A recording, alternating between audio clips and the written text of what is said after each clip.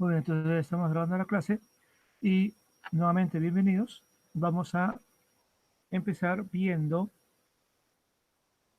nos quedan 30 minutos.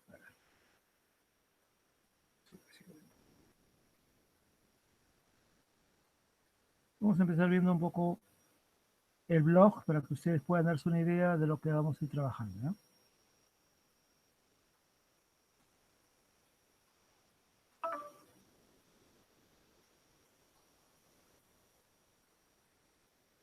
¿Está cargado? Todavía no ha cargado. ¿No?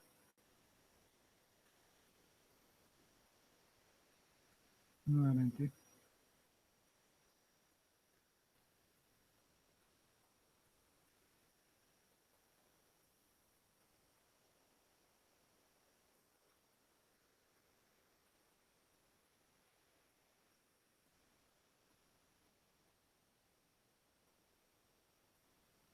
Bien, está cargando la parte de los videos,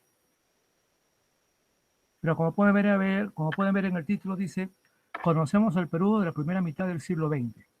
Bien, como les comenté, en esta cuarta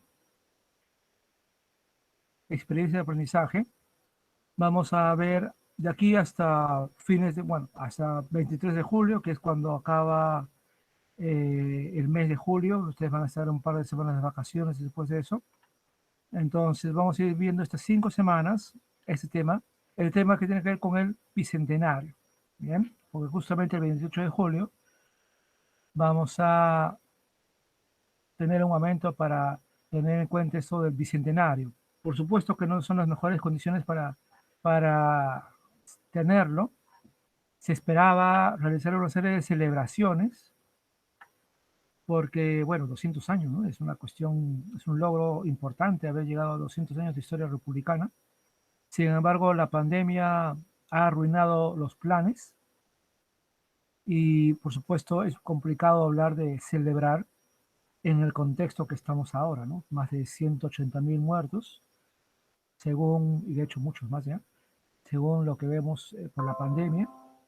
Entonces, claramente, celebrar con tal golpe a las familias, igualmente la economía no está en su mejor momento, y también con la política que sigue dividida.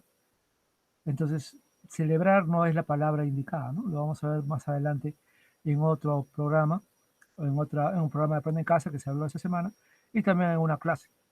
Pero ciertamente algo hay que hacer por el bicentenario, ¿no? Porque no es algo común llegar a ver, somos testigos de algo increíble, ¿eh? Somos testigos de algo del bicentenario, o sea, algo que muchos peruanos no van a llegar a leer nada más, nosotros lo estamos viviendo, ¿no? No en un mejor momento, no como hubiéramos querido, pero estamos siendo testigos de un momento histórico.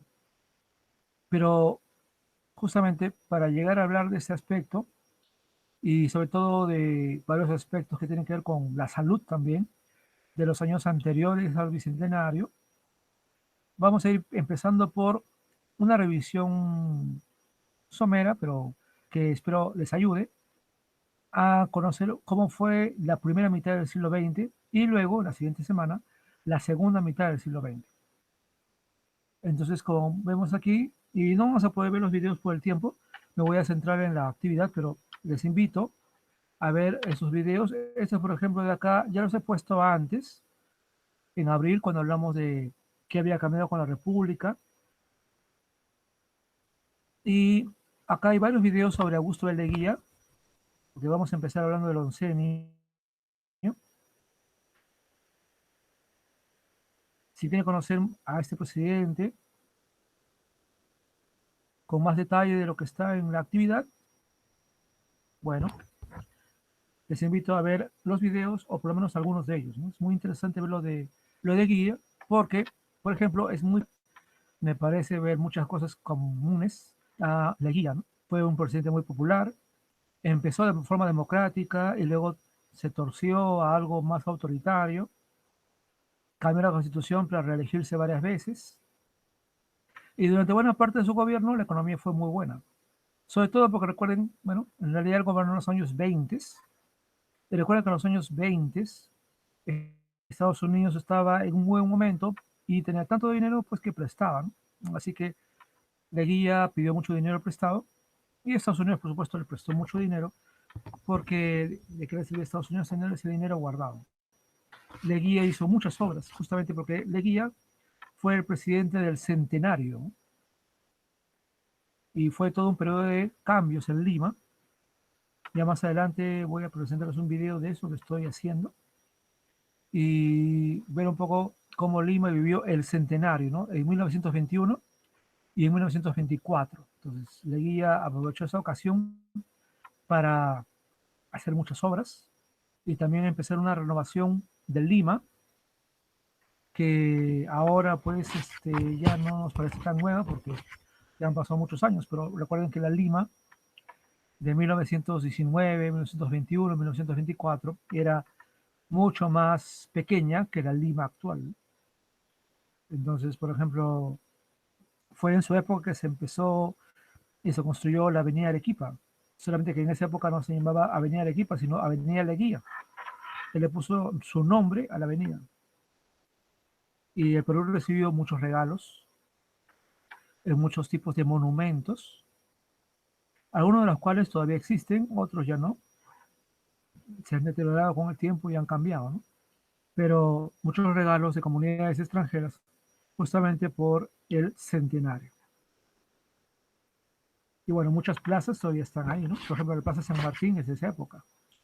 El lugar que ha sido muy concurrido ahora con las marchas, sobre todo de Perú Libre, ¿no? Muy interesante verlo de Leguía, les recomiendo ver los videos. Acá ustedes pueden ver que hay 5 videos.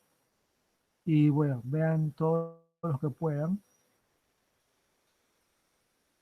Luego vamos a hablar un poquito del tercer militarismo, del 30 al 39. Justamente aquí cae Leguía y vamos a tener 2 gobiernos militares. El que ustedes ven acá, Miguel Sánchez Cerro, que no dura mucho, va a ser asesinado al poco tiempo. Y por aquí, Óscar R. Benavides, que sin elecciones toma el mando y de una manera un poco autoritaria se mantiene en el cargo hasta 1939. ¿Ya? Por eso le llaman tercer militarismo, porque son 2 gobiernos seguidos de militares, ¿no?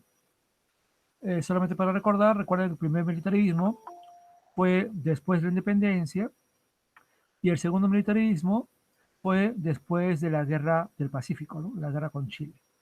O sea, periodos en que los que gobernaron fueron solamente militares. Y en el año 39 termina el tercer militarismo y Manuel Prado Ugarteche es elegido de manera democrática, es un civil, y justamente su gobierno coincide con la Segunda Guerra Mundial, ¿no? Que en general económicamente nos fue bien porque en tiempos de guerra pues el Perú vende muchas materias primas, ¿no? También en su gobierno tuvimos el conflicto con Ecuador que ganamos frente a Ecuador. Y,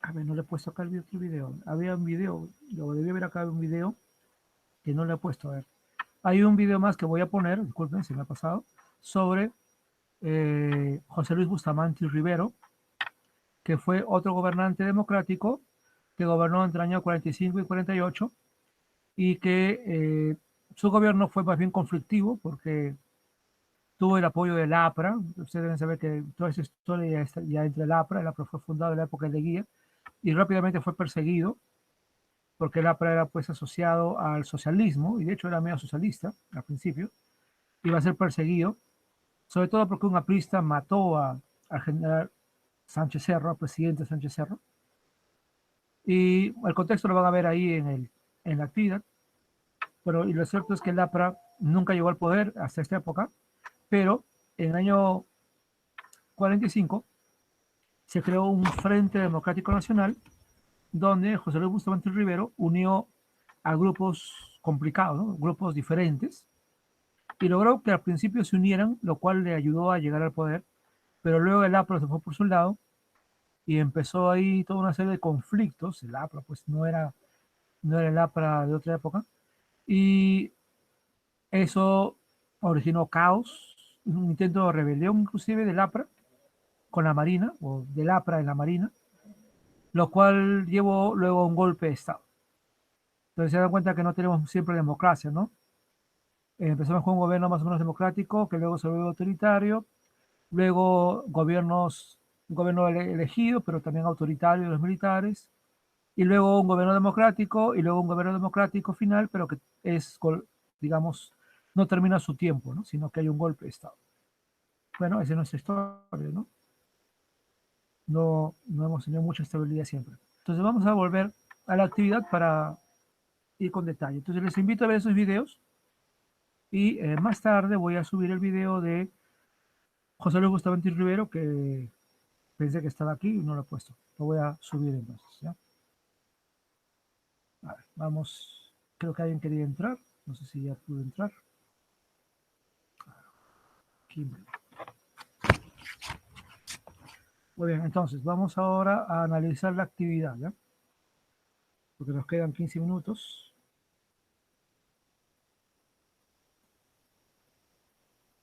Así que vamos a ir viendo la actividad. Creo que no ha grabado. Siempre tengo que hacer esto dos veces.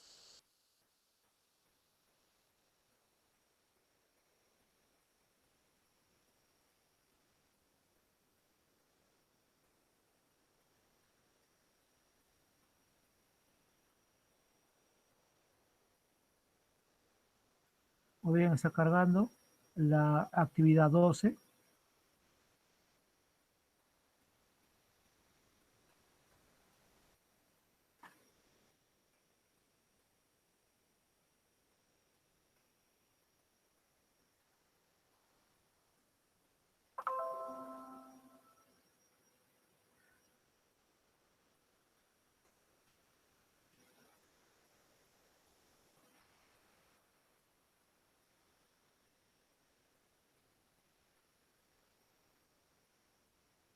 Bien, ya vimos el título.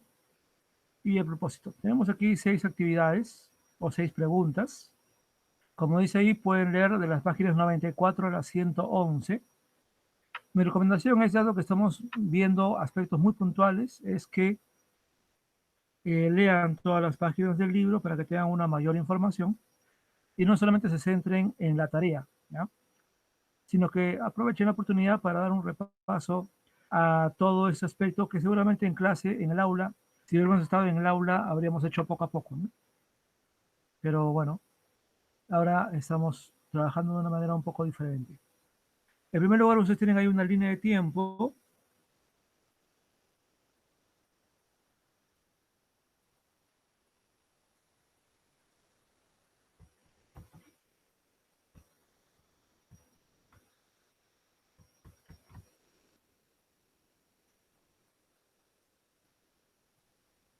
Está demorando en bajar esto. Ya, en primer lugar decía que tienen una línea de tiempo que, se puede bajar, una línea de tiempo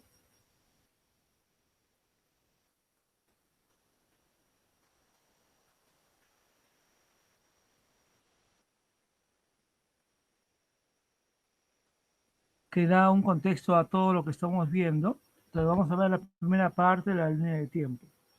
Eh, Como pueden ver, yo he planteado ahí un resumen del gobierno de la guía, pero como dije, sería mejor que lean el texto por completo, que ya es un resumen en sí mismo.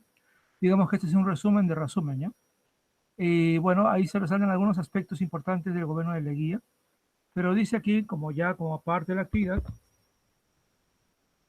que ustedes van a leer la página 94 y el documento 9 de la página 102. En base a eso, primero que todo van a identificar, hay cuatro, me parece, cuatro afirmaciones.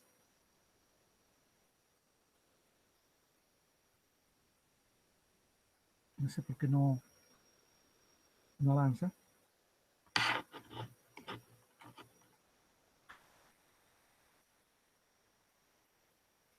Bueno, hay cuatro afirmaciones y eh, Tienes que identificar cuál de esas afirmaciones es la correcta sobre el gobierno de Leguía. Lamentablemente no puedo avanzar, no sé por qué. Por un momento, voy a cambiar el mouse. Una primera, ustedes la pueden ver ahí, que dice, ahí está avanzando. Dice, fue un régimen democrático con obras públicas y leyes que beneficiaban a todos los sectores de la población. Su régimen se alejó de la democracia participativa, no permitió la influencia política de Estados Unidos. Su gobierno favoreció a la gran oligarquía nacional y al desarrollo de la industria textil y pesquera en el Perú. Entonces, leyendo el libro, en la página 94 y en la 102, el documento 9, usted tiene que identificar cuál de esas afirmaciones sería la correcta. Y luego plantear una breve hipótesis que explique las causas de esa afirmación. Recuerden que una hipótesis se puede entender como un por qué decimos que esa afirmación es verdadera.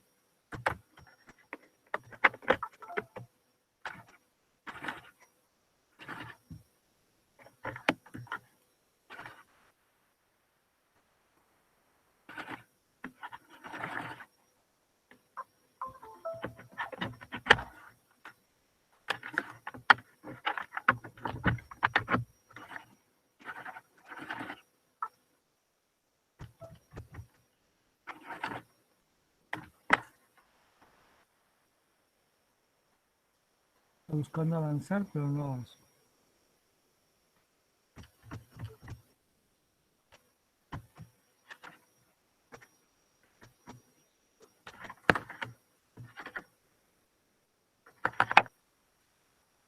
No puedo avanzar. Sí.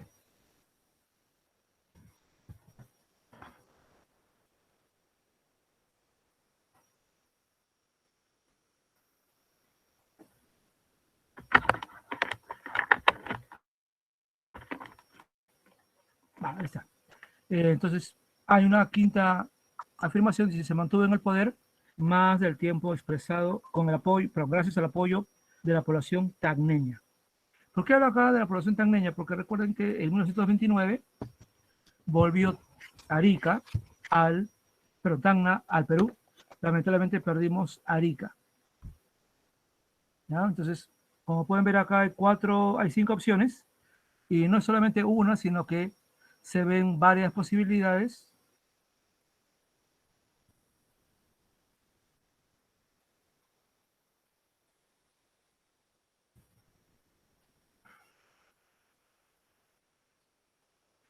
Y pueden ver ahí, se mueve esto.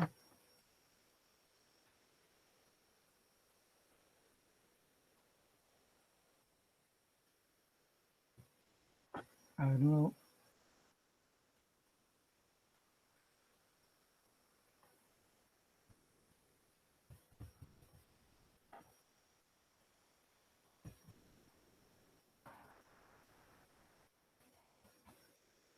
Ya, quiero poner así. Ya, entonces, como ven ahí, tienen 5 opciones, solo A, solo B y C, solo B y D, solo... Ay, perdón, acá hay un error. Se repite. Bueno, tienen 4 opciones. Voy a revisar esto, les voy a indicar si es que hay algún... Un momentito, déjenme ver acá. Un momentito. ¿Dónde tendría eso? Ya. Esperen un momento que yo luego les voy a indicar si hay una opción adicional acá. ¿Ya? Justamente luego de esto, menciona aquí que en los gobiernos antes de Leguía y posterior a la Leguía hubo también epidemias aquí en el Perú. Por ejemplo, menciona que aquí en 1903 hubo una epidemia de peste bubónica. En 1918, la gripe española, que tuvo que ver con el fin de la Primera Guerra Mundial y que, aunque el nombre lo diga, no empezó en España, como ya saben, sino en los Estados Unidos, ¿no? Pero en muchos países no se hablaba de ella por temor al caos. Sin embargo, en España, que también la sufrió porque de Estados Unidos pasó rápidamente a Europa y obviamente afectó a España. Entonces en España sí la llamaron por su nombre, así que con el tiempo la llamaron la gripe española, pero no porque hubiera empezado en España, sino porque en España fue donde se informó realmente acerca de ella, ¿no? Y como fue una gripe mundial, eh, eh, digamos que fue una experiencia muy parecida a la que estamos viviendo ahora, ¿no? Y de hecho, ver las fotos de esa época nos muestra algo muy parecido a lo de ahora, ¿no?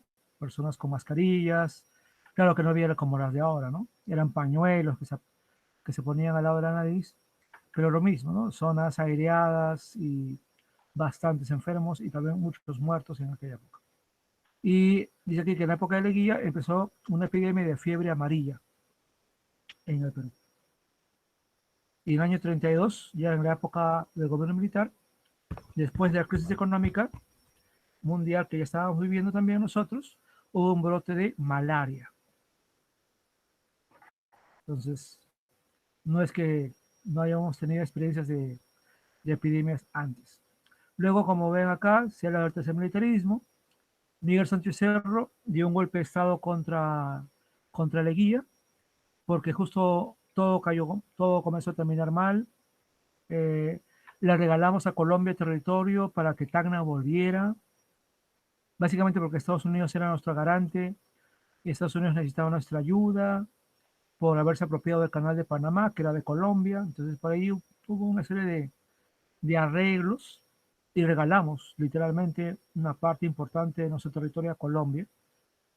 Esto también fue un elemento para el golpe de Estado contra Leguía, además del hecho de perder Arica, porque supuestamente debían volver ambas, ¿no? Tacna y Arica, y además la crisis mundial, ¿no? Que nos afectó duramente. Entonces, Sánchez Cerro dio un golpe de Estado, hubo elecciones, ganó las elecciones, el APRA también se presentó, el APRA perdió, no aceptó la derrota y prácticamente empezó una revolución. Y de ahí empezó una guerra a muerte entre el ejército y el APRA, ¿no? Que terminó recién cuando Alan García llegó al poder, ¿no? Ya en los años 80, 85. En todo caso, cuando Sánchez Cerro es asesinado por un aprista, cuando justamente Sánchez Cerro estaba enviando tropas a Colombia, bueno, a nuestro territorio, junto con Colombia, porque Sánchez Cerro pensaba recuperar lo que le habíamos regalado a Colombia, prácticamente, pero lamentablemente ya era un tratado, así que no va a ser tan sencillo. Eso nos llevó a un conflicto breve con Colombia y, de hecho, el nuevo gobernante, que fue Óscar Herrera Benavides, que tomó el mando después de Sánchez Cerro, decidió no continuar con ese conflicto y literalmente ya pues le cedimos a Colombia lo que ya había sido negociado porque ya era un tratado, ¿no? Y más bien Benavides se dedicó a afrontar la crisis económica mundial que nos afectó muy fuerte, porque ahí hubo toda una política social, ¿no? En su época, porque hubo mucho desempleo y todo lo que implica una crisis mundial. Entonces, sobre ese aspecto, por ejemplo, en el año 33, el año que murió Sánchez Cerro, se elaboró una nueva constitución. Una constitución que ha sido la más larga de nuestra historia republicana, ¿no? Duró casi 60 años. Entonces, aquí ustedes van a leer el documento 19 de la página 110 y hay un extracto breve de la constitución y van a indicar si las 4 medidas, decisiones que están ahí escritas, fortalecieron o no la democracia y la ciudadanía y por qué. Entonces ahí tienen la prohibición de la reelección presidencial, el voto secreto y el sufragio de los hombres alfabetos. Recuerden que las mujeres todavía no votaban. El reconocimiento de la tolerancia religiosa. Tolerancia es el respeto a otras religiones. Igualmente el establecimiento de la pena de muerte, ¿no? Que en esa época tuvimos hasta los años 70, la pena de muerte. Luego vino el primer gobierno de Manuel Prado. En los años 50 estuvo un segundo gobierno Y Manuel Prado fue un demócrata, esencialmente, pero también fue un populista. Es decir, alguien que toma decisiones básicamente buscando el bienestar del pueblo, pero sobre todo el apoyo popular, ¿no? Y pudo hacerlo porque en esa época, que coincidió con la Segunda Guerra Mundial, recuerden, en 1939-45, el Estado peruano económicamente le fue bastante bien, vendimos muchas materias primas, nos unimos, por supuesto, a Estados Unidos contra Alemania, Japón e Italia, y ahí hubo algo lamentable, ¿no? Es decir, hubo actitudes muy malas contra los alemanes, italianos y japoneses acá en el Perú, pero sobre todo contra los japoneses, ¿no? De hecho, muchos japoneses y sobre todo muchos peruanos de origen japonés fueron enviados a Estados Unidos, a campos de concentración, y lo perdieron todo acá, ¿no? Entonces, no hubo eso, no hubo ese mismo trato con alemanes e italianos. Es decir, si se consideraba a los alemanes, italianos y japoneses como enemigos, no era lo lógico ponerlos a todos en prisión o algo por el estilo, aunque obviamente era algo abusivo y también injusto, pero en este caso, ¿a quiénes sí se les envió a campos de concentración? A los japoneses, nunca a italianos y alemanes. Ahí se puede ver un racismo en contra de los japoneses, porque solamente los japoneses en Estados Unidos y en muchas partes de América fueron enviados, y en este caso fueron peruanos, porque había ya peruanos de origen japonés que, aunque hayan sido peruanos, por su origen japonés, fueron enviados a Estados Unidos a campos de concentración. La gran diferencia, claro está, es que en esos campos de concentración no los mataban, ¿no? Como hacían los nazis, pero vivían en condiciones muy simples y pobres, ¿no? Y de hecho en Estados Unidos muchos japoneses perdieron todo, ¿no? Porque ellos tenían trabajos, tenían negocios, y cuando salieron de los campos de concentración ya no tenían nada, todo ya lo habían perdido. Entonces fue algo bastante injusto, y en el caso del Perú, pues Prado Ugarteche no cuidó a los ciudadanos peruanos, simplemente los envió a Estados Unidos y no se preocupó por ellos, ¿no? En esta época, como dijimos, tuvimos un conflicto con Ecuador que ganamos. Y bueno, acá, ya para ir acabando, porque ya es la hora, tienen ustedes que analizar un gráfico estadístico de la página 106, ¿ya? Y sobre el gráfico, completar los datos que están ahí. Finalmente, hubo el gobierno del Frente Democrático Nacional, que no terminó bien para el Perú, lamentablemente, con un golpe de Estado. Y en base a eso, ustedes van a completar un cuadro resumen del aspecto político, económico y otras medidas en este periodo. Finalmente, van a elaborar conclusiones sobre lo que pasó en cada gobierno, un tipo de conclusión sobre cada gobierno, algo que muy brevemente nos diga lo importante de cada gobierno, ¿ya? O de cada periodo, cada gobierno, y como parte del reto. No sé si hay alguna pregunta.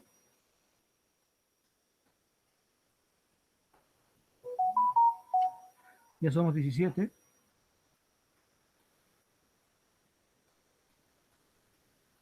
¿Hay alguna pregunta para ir acabando ya? No, profesor. Ok, gracias. Entonces tienen esta actividad para este viernes. Les recomiendo ver los videos y sobre todo leer el texto, ¿no? Que creo que es mucho más asequible, pero si pueden ver los videos también será muy bueno. Bien, chicos, entonces vamos a ir acabando el día de hoy. Permítanme un momento acabar la grabación. Estoy viendo acá para pasar lista, pero creo que la aplicación todavía no ha cargado. Eh, ya hace semanas que tengo este problema con la aplicación de la lista. Profe, yo he pasado lista, porque Ahí también está. con el nuevo Meet no se puede usar muchas extensiones. Sí, eso también es el problema, ¿no? Porque yo tenía perfectamente y ya no funciona. Sí, ya no Bien, funciona el mío tampoco. Ya, profe. me he bajado otra por si acaso, pero creo que todavía no carga, si es que carga. Bien, vamos a Sí. ir acabando la grabación.